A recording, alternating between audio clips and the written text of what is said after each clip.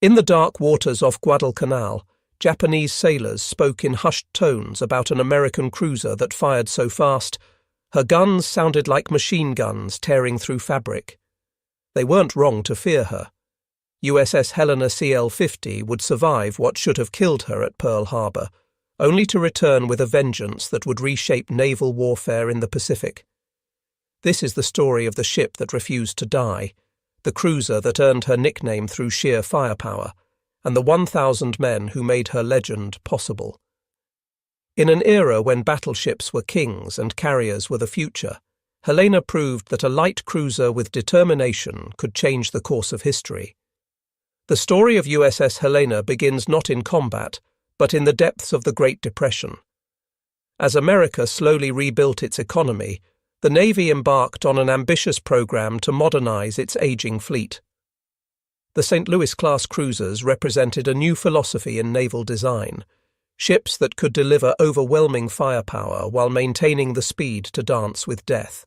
When her keel touched the ways at Brooklyn Navy Yard on that cold December day in 1936, few could have imagined the destiny awaiting hull number 50. The workers who riveted her plates and shaped her armor were building more than a warship. They were crafting an instrument of survival and vengeance. Helena stretched 608 feet from stem to stern, her sleek hull cutting through water with a beam of just 61 feet. But her true glory lay in her armament. 15 6-inch guns nested in 5 triple turrets gave her a broadside that could unleash hell. These weren't ordinary naval rifles. The Mark 16 guns could cycle rounds at an astonishing rate. In perfect conditions, each barrel could spit out 8 to 10 rounds per minute. Do the math. That's potentially 150 shells per minute from her main battery alone. No wonder the Japanese would come to call her the machine gun cruiser. Her secondary battery packed 8 5-inch dual-purpose guns, equally comfortable swatting aircraft or punishing destroyers. 4 Parsons turbines drove her through the waves at 32.5 knots, fed by 8 Babcock and Wilcox boilers that could push 100,000 horsepower through her 4 bronze screws. With a range of 10,000 nautical miles, she could hunt anywhere in the Pacific. But specifications tell only part of the story. What made Helena special was her crew, 868 officers and men who would transform steel and gunpowder into something approaching immortality. Helena slipped into the East River on August 27, 1938, christened by the wife of Montana's senator. The bottle of champagne that shattered across her bow was meant to bring good luck. Whether it did or not would depend on your definition of luck. Her early career reads like a peacetime travelogue. After commissioning in September 1939, Helena sailed south to Uruguay, where her crew got an ominous preview of their future. The wreckage of the German pocket battleship Graf Spee lay in Montevideo harbor, scuttled after the Battle of the River Plate. Young American sailors stared at the twisted metal and wondered if they were looking at their own fate. The Pacific called, and Helena answered. By September 1940, she joined the Pacific Fleet, spending months in Hawaiian waters perfecting her deadly art. Gunnery drills, damage control exercises, navigation training, the endless repetition that transforms civilians into warriors.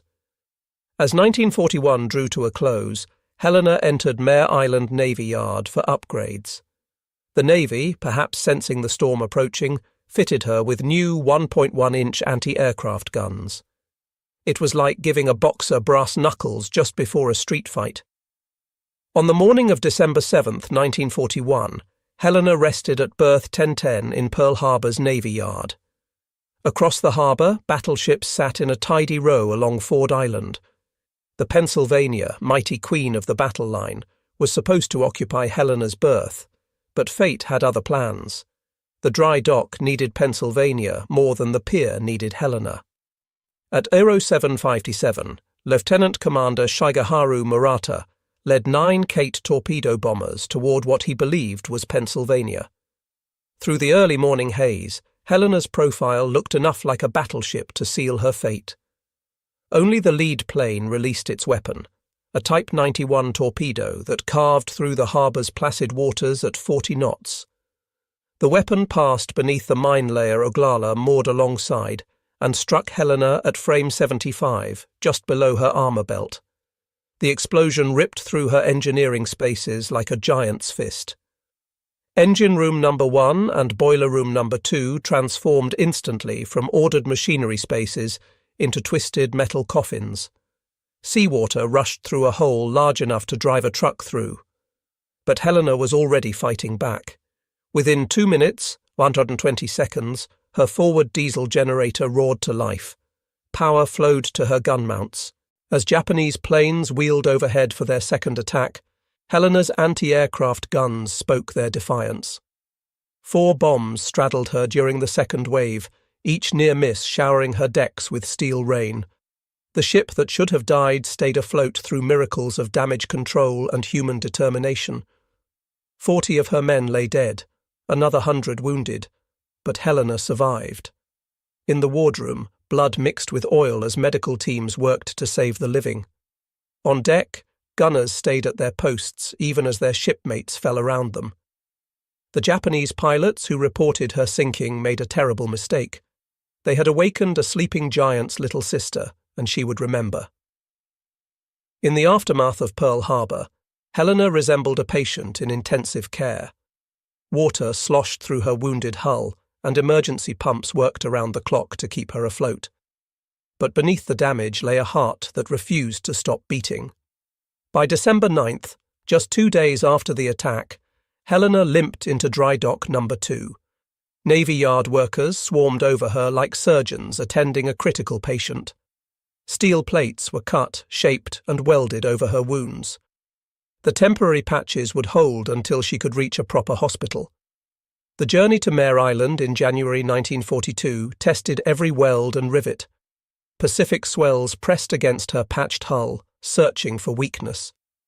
Her crew stood vigilant at damage control stations, ready to shore up any breach. They needn't have worried. Helena was tougher than she looked.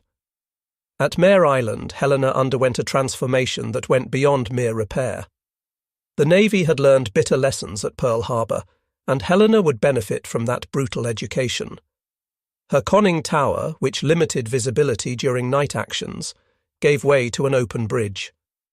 Where antiquated 1.1-inch Chicago pianos once stood, crews mounted 4 quadruple 40mm Bofors guns, Swedish-designed democracy wrapped in American steel. But the real revolution came in electronics. Helena received the new SG surface search radar, a marvel that could peer through darkness and fog to find enemy ships at ranges that seemed like sorcery.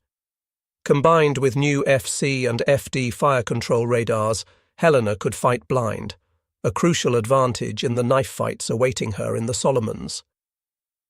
While darkness helped conceal ships from visual spotting, radar gave Helena the ability to see without being seen. Under Captain Robert H. English, then Captain Phillip, who commanded until September 1942, her crew trained with fanatic intensity. They had accounts to settle. Gunners drilled until they could load and fire in their sleep. Damage control teams practiced plugging holes and fighting fires until their responses became automatic. Every man aboard understood their mission. They were returning to the Pacific not as victims, but as hunters. In the mess halls, sailors spoke of revenge. In the engine rooms, mechanics coaxed every possible revolution from the turbines. Helena wasn't just repaired. She was reborn as an instrument of vengeance. By July 1942, Helena was ready. As she passed beneath the Golden Gate Bridge, bound for the South Pacific, her crew lined the rail. Some waved at girlfriends and wives on shore. Others stared westward, toward the enemy who had drawn first blood. The machine gun cruiser was heading to war. The Solomon Islands in late 1942 were a green hell where America and Japan bled for every yard of jungle. Guadalcanal, with its crucial airfield, had become the Pacific War's grinding wheel. Every night, Japanese destroyers and cruisers raced down the slot, the channel between the Solomon chains, to reinforce their garrison and bombard American positions. By early October, Helena served in Task Force 64 under Rear Admiral Norman Scott. Unlike many American admirals who still thought in terms of battleship lines, Scott understood that radar and rapid fire would rule these waters. He drilled his ships relentlessly in night combat tactics, though he made the curious decision to use USS San Francisco as his flagship instead of the radar-equipped Helena. October 11th, 1942. The day of reckoning approached as American reconnaissance planes spotted Admiral Aritomo Goto's force streaming toward Guadalcanal. 3 heavy cruisers and 2 destroyers carrying reinforcements and bombardment shells. Scott positioned his force off Cape Esperance, ready to spring history's trap. As darkness fell, Helena's SG radar operator, radioman 3rd Class Robert S. Brown, hunched over his scope. At 23:25, a phosphorescent blip appeared. Enemy ships at 27,700 yards. Helena had found the Japanese before they even knew Americans were hunting. What followed was organized chaos. Scott, operating blind on San Francisco, ordered a column turn that accidentally placed his force across the Japanese T, the perfect position for a naval ambush. On Helena's bridge, Captain Gilbert C. Hoover, who had assumed command in September, grew increasingly frustrated. His radar showed enemy ships at 5,000 yards, practically point-blank range, but Scott hadn't given permission to fire. Finally, at 23:46, Scott's ambiguous "Roger" to another query was interpreted as permission to engage. Helena's turrets, already trained on the enemy, erupted in violence. The first salvo caught the heavy cruiser Ioba completely unprepared. 6-inch shells slammed into her bridge, killing Admiral Goto instantly and wounding her captain. The Japanese admiral died believing his own ships were firing on him. He never imagined Americans could strike from the darkness with such precision. Helena's guns achieved rates of fire that seemed impossible. Spent brass casings rolled across her decks like golden rain as loaders worked in perfect synchronization. The sustained muzzle flashes lit up the night, earning her the nickname that would follow her to the grave. The heavy cruiser Furutaka tried to shield the flagship but sailed into a steel hurricane. Helena's shells found her torpedo tubes, and long-lance torpedoes, Japan's most feared weapon, exploded on their own deck. Furutaka burned like a Viking funeral ship before sliding beneath the black waters. In 14 minutes, it was over. Helena had fired over 1,400 rounds, her barrels glowing cherry red in the darkness. The Battle of Cape Esperance was America's first clear surface victory against the Imperial Navy. Helena had proven that American cruisers could fight and win at night, the enemy's chosen battlefield. As dawn broke, oil slicks and debris marked where Japanese ships had died. Helena's crew, exhausted but exhilarated, had their first taste of victory. It wouldn't be their last. November 1942 brought desperation to both sides at Guadalcanal. The Japanese prepared a massive reinforcement convoy, and Admiral Scott's victorious task force, now led by Rear Admiral Daniel Callahan, stood as the only barrier. Callahan, brave but inexperienced in night combat, made the same mistake as Scott. He chose San Francisco as his flagship instead of the radar-equipped Helena. On the night of November 12-13, Helena's radar again proved prophetic. At Aero 124, her SG scope detected Japanese ships entering Iron Bottom Sound, the waters off Guadalcanal littered with so many wrecks they'd earned their grim nickname. 2 Japanese battleships, Hiei and Kirishima, led a bombardment force intended to pulverize Henderson Field. What erupted at 0148 was less a battle than a bar fight with 14-inch guns. The American column practically collided with the Japanese force.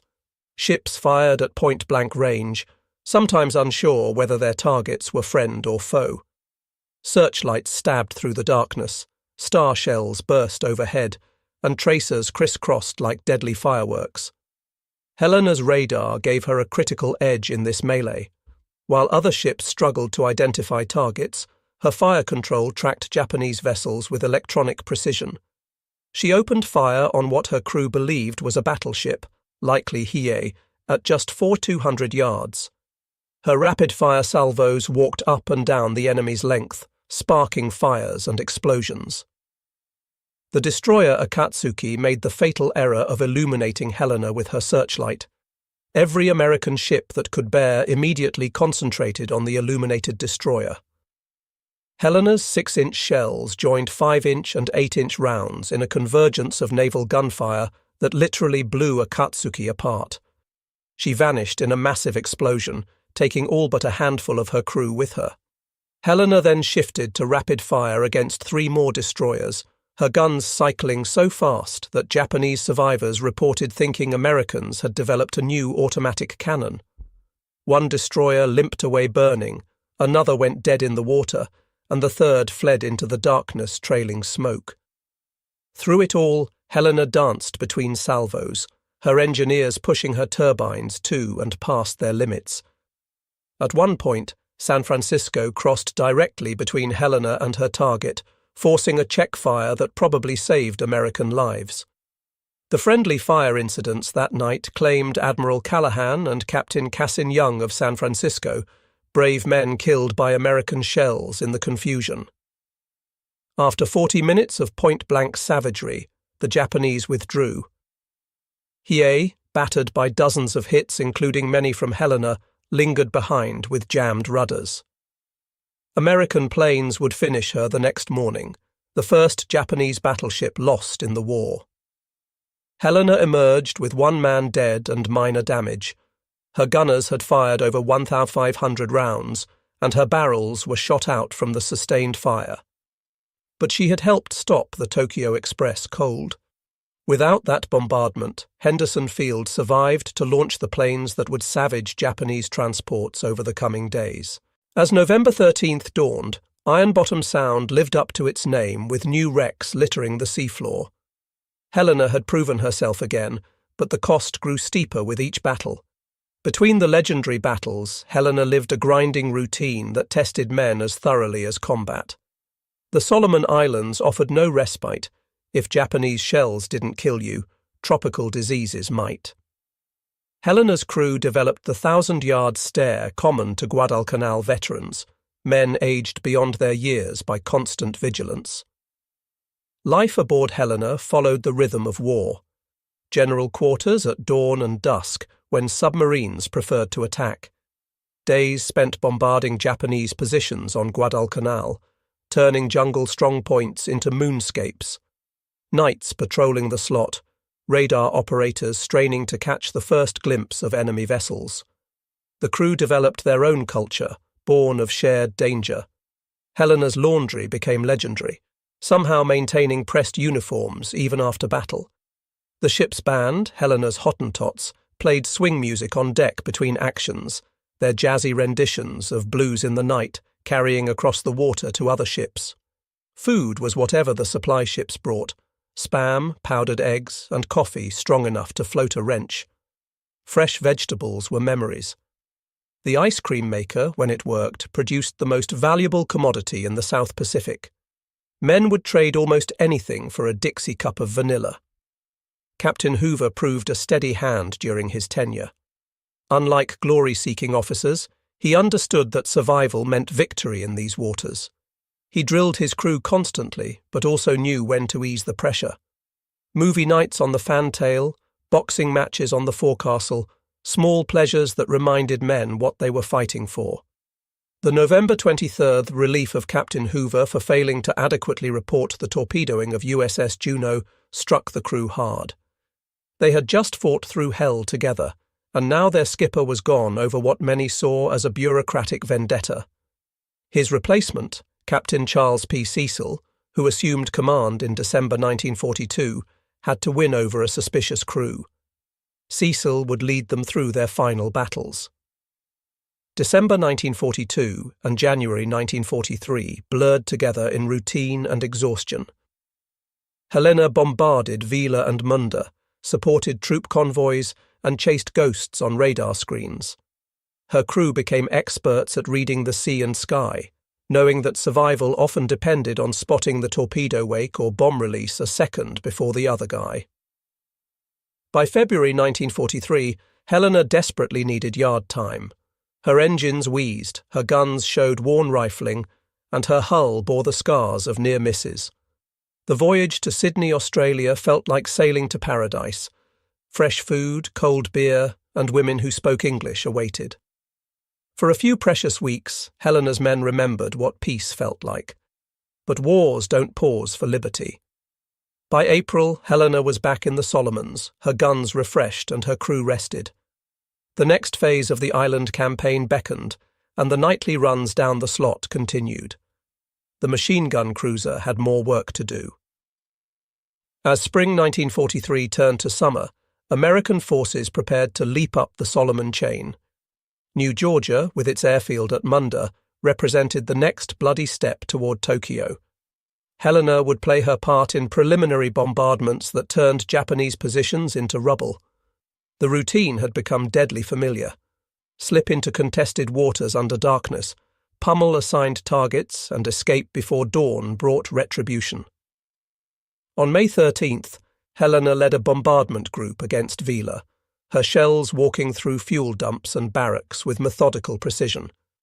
The Japanese, learning from experience, had moved most assets inland, but Helena's guns still found plenty to destroy. June 1943 brought intensified operations. Intelligence reported massive Japanese reinforcement efforts, and every American cruiser worked overtime to interdict these movements. Helena's crew, veterans now, prepared their ship with grim efficiency. Extra ammunition came aboard until her magazines bulged. Damage control materials were pre-positioned.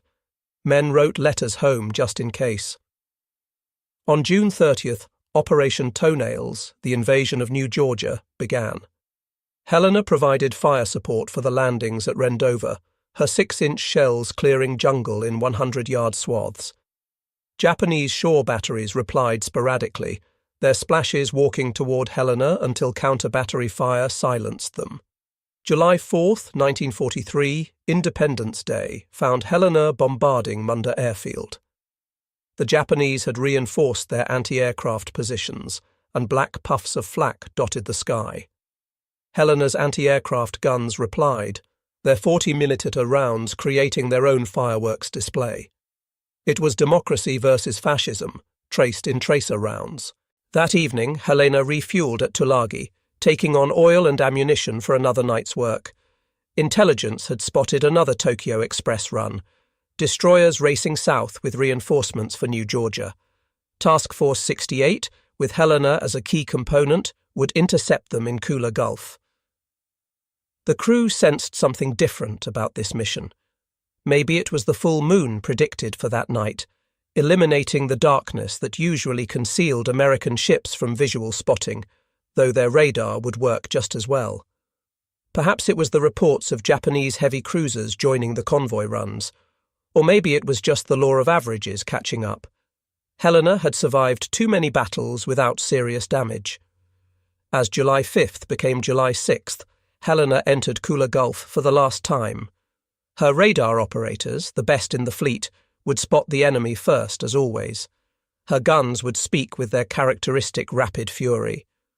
But this time, the enemy would punch back with a vengeance that even the machine gun cruiser couldn't survive. The moon rose over Kula Gulf like a spotlight, turning the black waters silver and robbing the Americans of the concealment darkness usually provided. Admiral Walden Ainsworth, flying his flag in Honolulu, led Task Force 68 into the Gulf just after midnight on July 6, 1943. Helena followed in column, her radar already painting contacts to the northwest.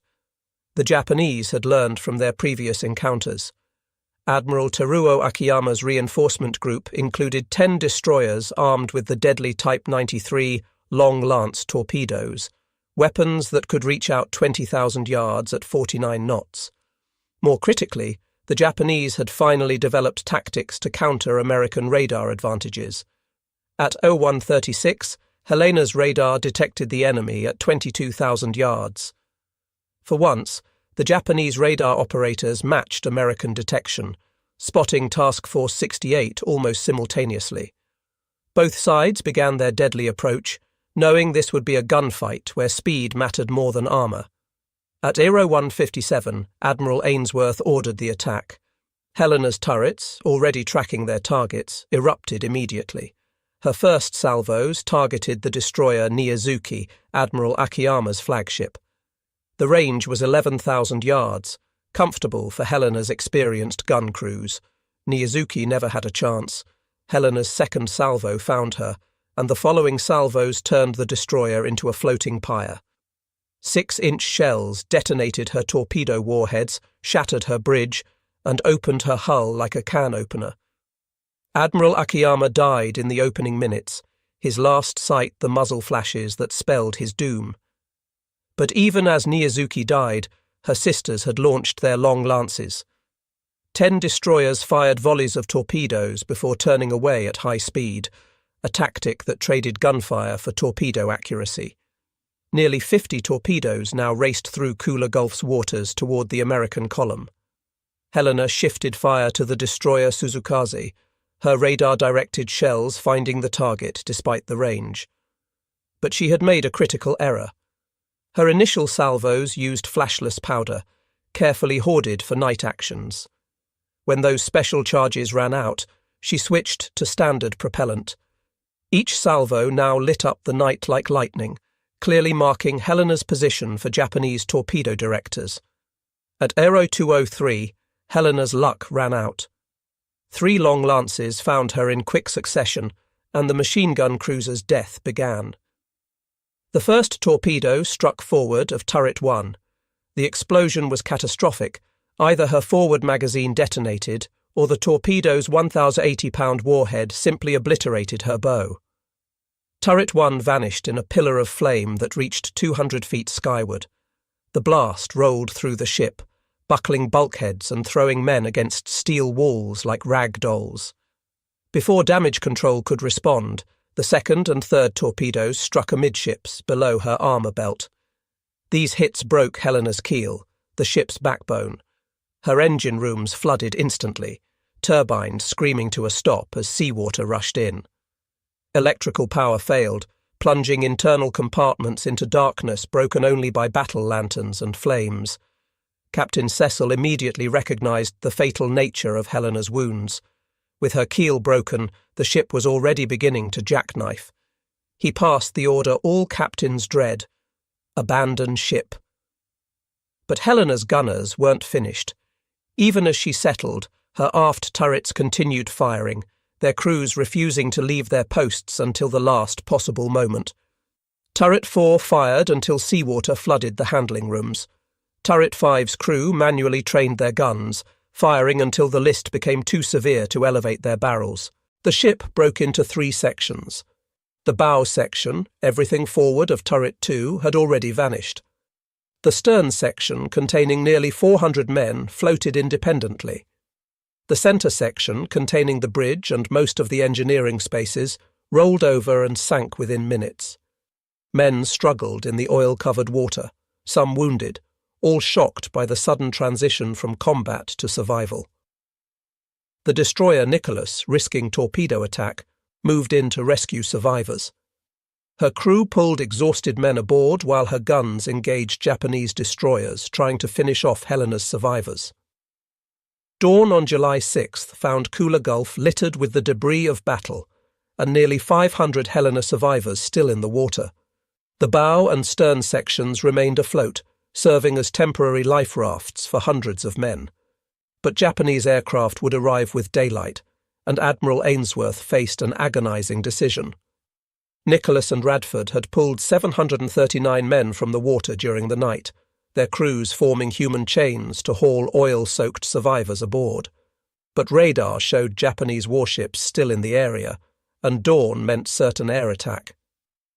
Ainsworth ordered his ships to withdraw, leaving hundreds of Helena's crew behind. For the men still in the water, July 6th became a test of endurance and will.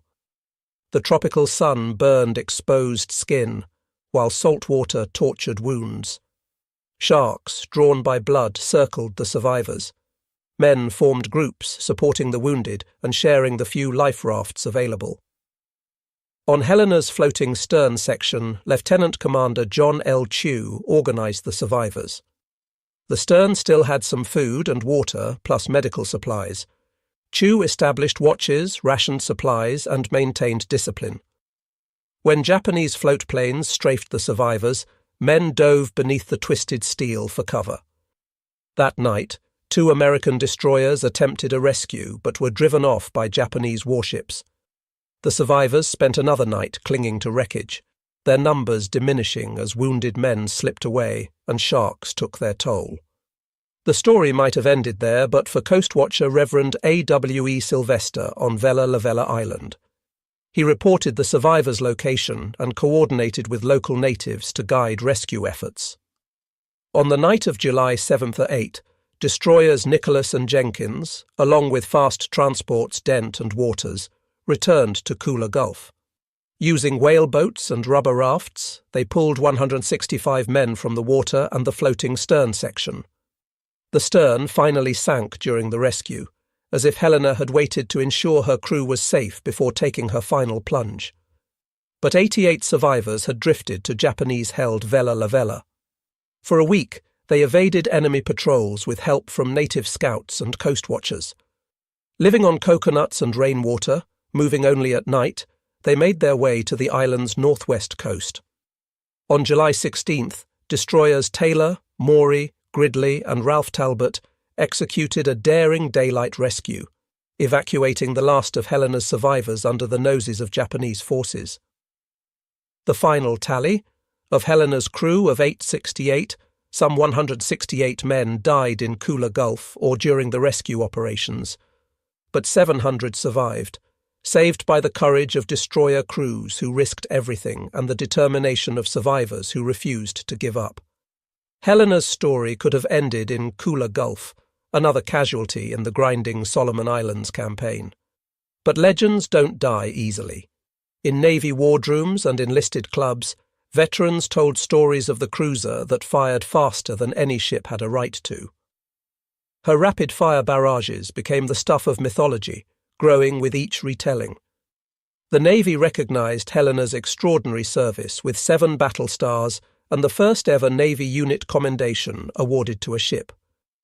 The citation specifically mentioned Cape Esperance, Guadalcanal, and Kula Gulf, 3 battles where Helena's guns helped turn the tide of the Pacific War. Her influence extended beyond medals. Helena's combat experiences drove changes in American naval tactics and technology. Her successful use of radar in night battles became standard doctrine. The importance of flashless powder was written in blood. Damage control procedures were revised based on her loss. For decades, Helena rested undisturbed in Kula Gulf, her exact location unknown. Her survivors held reunions, their numbers dwindling each year, but their memories still sharp. They remembered the sound of her guns, the feel of her deck plates, the friends who didn't make it home. In April 2018, Paul Allen's research vessel RV Petrel located Helena in 2,800 feet of water. The remote cameras revealed her hull number, 50, still visible on her stern. Her turrets remained trained out, as if ready to resume the fight. The discovery brought closure to surviving crew members and their families, confirming their ship's final resting place. Today, Helena serves as more than a war grave. She represents the thousands of sailors who fought the decisive naval battles of World War II. Her story teaches timeless lessons about courage, determination, and sacrifice. The ship that survived Pearl Harbor to become the scourge of the Tokyo Express proved that heroes aren't always invincible. Sometimes they're simply too stubborn to quit. From her birth in Depression-era Brooklyn to her death in the tropical waters of the Solomons, Helena embodied the American war effort. Built by workers who needed jobs, crewed by boys who became men, and commanded by officers learning to fight a new kind of war, she was democracy made steel. The Japanese were right to fear the ship they called the machine gun cruiser. But Helena was more than rapid-firing guns and advanced radar. She was 868 Americans who refused to accept defeat, who turned tragedy at Pearl Harbor into triumph at Cape Esperance and Guadalcanal. Even in death she extracted a price, her guns firing until the water claimed them. In the depths of Kula Gulf, Helena keeps her last watch. Coral grows on her turrets, fish swim through her passages, but her legacy lives on. She remains what she always was, the fighting ship that earned her nickname through sheer determination, and a testament to the generation that saved the world. They called her Machine Gun, and she lived up to her name until the very end. In the annals of naval history, few ships fought harder, died better, or left a prouder legacy than USS Helena CL-50. She was, as her crew always knew, one hell of a fighting ship.